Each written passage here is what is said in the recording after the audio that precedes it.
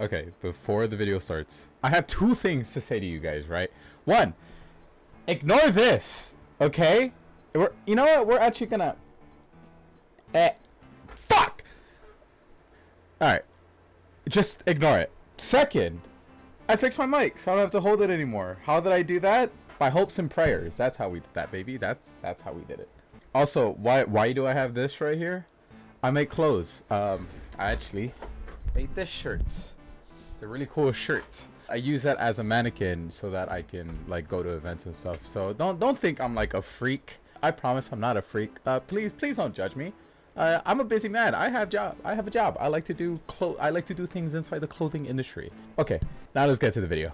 Look, so I know for a fact I'm going to be showing my age with the title of this video, but please bear with me. I know I'm 24, but sometimes when I go upstairs, I feel like a grandpa. You know, I had to keel over going, because it just sucks. Who wants to go up a flight of stairs? A lot of you may actually be way too young to remember what Kick was back in 2010. I'm not talking about the new one where you have XQC and Aiden Ross, where you can go on like Aiden Ross's channel and just spam like a slur to your heart's content. Not that you would do that, right? Right? No, I'm talking about the old messaging app that came out in 2010. Depending on who you are, me saying the name of the app, Kick, has either done one of two things. Either triggered PTSD like you're a Vietnam veteran, or two, has fond memories. And I'm willing to bet that it's the latter. Hi, my name is Big Papa Tess, and I like to talk about random things that I find interesting on the internet. If you happen to find me funny or at least enjoyable, one, thank you. But two, why not give me a like and a sub? It's a small thing for you, but helps me out massively. And with that, let's get right into the video. Okay, let me paint a picture for you, right? The world is gray. Nothing works. It's early 2000 and I don't know, 9. We can't talk to anybody aside from Facebook Messenger and Skype. PU, who wants to use Skype? I'm pretty sure half of you guys don't even know what Skype is, but whatever. Kick descends from the heavens like an angel with wings, like God himself, who's about to give you this divine message. And he says, there's this new app called Kick. It offers functioning chat rooms, group messages, and individual messaging. Your fucking head explodes. You're like, what? The reason your head explodes is because remember that this is 2010. I know nowadays that's pretty standard, but back in 2010, we didn't have it like that. It was just, nothing came working half of the time. The internet was pretty pretty young. Remember, Kick was basically the Discord of 2010s, right? Just to hammer my point about like how big this app was, it managed to amass a whopping 1 million users in 15 days. That's fucking unheard of. Oh, and I forgot to mention that the app was actually created by a little group of students that were attending the University of Waterloo in Ontario, Canada. So this was absolutely unheard of aside from like Facebook. With all of that success, it quickly launched into a very promising messaging app, and by the late 2013, the app has amassed a whopping 100 million registered users, and they were getting about 100,000 new users a day, with 70% of its monthly users being between the age of 13 and 24. That'll be important for later on. It's just necessary to explain how big this app was back in the day. It's just nothing was like it before, aside from like Snapchat that would release a few years later, but like we don't talk about that. So many people were a part of the early wave of Kick, myself included. I joined in Kick in June 9th, 2014. How do I know that? Because I still have my old Kick account and it keeps track of the date you join.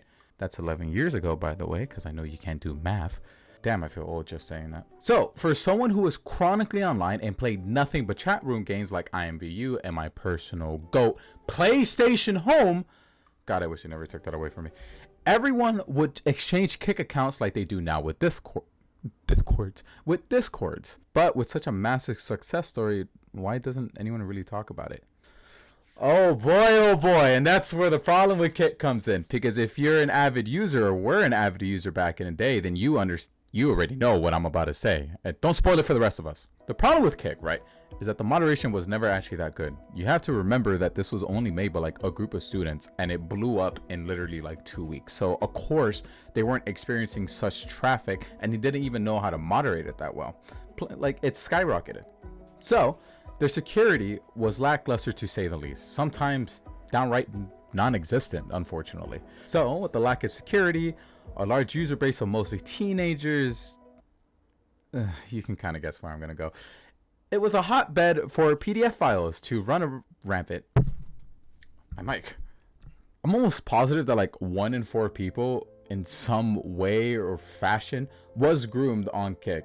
And it's unfortunate to say, but it was almost like a rite of passage because everybody knew, or at least everybody had a story about their experience with a or their friend that had an experience with a PDF file. It was so bad that multiple news outlets labeled Kick as a predator's paradise. They even called it the de facto app for child predators, with Forbes even documenting just how easily accounts of convicted offenders were in fact still active till this day. So, with the horrible media coverage, news outlets, and being well known for grooming, Kick over the years pretty much faded into obscurity. It's not to say that it didn't try to fix the problems. In 2016, they introduced a safe photo to block and report questionable images that were shared on the app. And I can't say in this video what those pictures might be, but you can guess what it is. By that point, it was already too late. Problem with Kick is that it took nearly 3 to 4 years to finally do something with everything that was running. It was already too late. You can't, there's 3 to 4 years of just people constantly being groomed, so it already amassed this infamy that was tagged along to it. So with it on its deathbed, what do you think the Kick company decided to do? Would you have guessed crypto? Because I wouldn't. I didn't even know until I started researching this. But yeah, they dipped into crypto because this was back in 2017 when that massive crypto boom was going on with Dogecoin, GameStop, and I think it was like an AMC movie theater. So they tried to do a crypto and put their own little crypto coin onto the Ethereum blockchain back in 2017, or at least attempted to, because you got to remember this was once again the 2017 crypto boom. So the United States government got into it. The United States government ended up stopping Kick from actually doing what they wanted to do with their crypto. It was the Securities and Exchange Commission began to intervene in all things crypto because of the amount of rug pulls, scamming, and just illegal things that were being bought with crypto. So when they caught wind of Kick trying to do their new cryptocurrency and launch it on their app, they deemed it illegal, and they eventually lost that battle in 2019 because they had to go to court. With them losing that battle in 2019 with the literal United States government, they lost a lot of lawyer fees. So in comes a company by the name of Media Lab, which is a digital holder company, right? All a holder company is, it's just a bunch of shareholders getting together, creating this company and buying other companies for real estate, shares, investments, or whatever. So they come in, they buy Kick for a price that was never disclosed, which I'm positive was like $1 million. So let's fast forward to the Kick in the year 2025, and somehow it's still active to this day. However, it's absolutely terrible. They took out a lot of fun features. Like there's a slot machine, right? You had like little Kick coins that you're able to put into a slot machine, and you would get like random emojis. And my favorite emoji was like this cute avocado emoji. They got rid of that. That was completely free, and they got rid of it because this was during the year when a lot of things that were fun were free. So they get rid of that.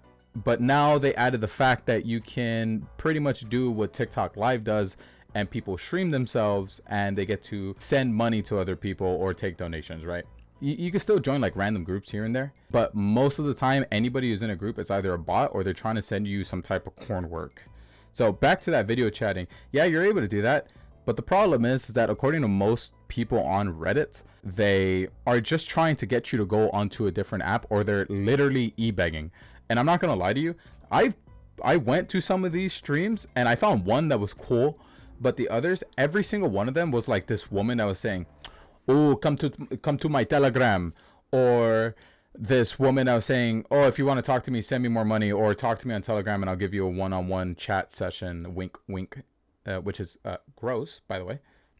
Some reports even say that Kick has roughly 15 million users, but honestly, when I went on there, I could hardly speak to anybody that was an actual real user. So I believe those active users are mostly just bots, because when I went into these live streams, right, I wouldn't even say anything, and I would get maybe about 9 to 10 bots in my DMs saying hello, come to me, or like they're sending me photos, links, or things that you don't want to click, like, ever. Also, do you remember how bad the PDF file situation was? Well, they never really did anything about it. Unfortunately, it's still actively happening. Just type in kick and child into a search tab, and there's bound to be like multiple articles about people being put in jail because they were caught using the app and sharing photos like this article here. Yay. If you made it this far, the TLDR, right? Kick is trash. Don't use Kick. I don't know why you would.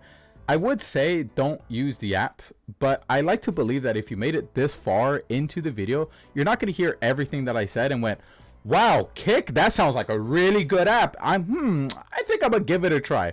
I hope not. Right? And with that, my name is Big Papa Tess. If you happen to enjoy the video, then why not give me a like and a comment? Also, why not consider joining the Patreon? I upload Patreon exclusive videos and viewers get to decide on what they should upload by voting in polls. You also get early access to videos before they get even uploaded to my channel. That's pretty cool. You should come give me money. Also, shout out to my Patreon Melissa for helping out the channel. Your support means a lot and helps fund these type of videos. Without your support, I wouldn't be possible. You have yourself a good one and take care. Bye-bye.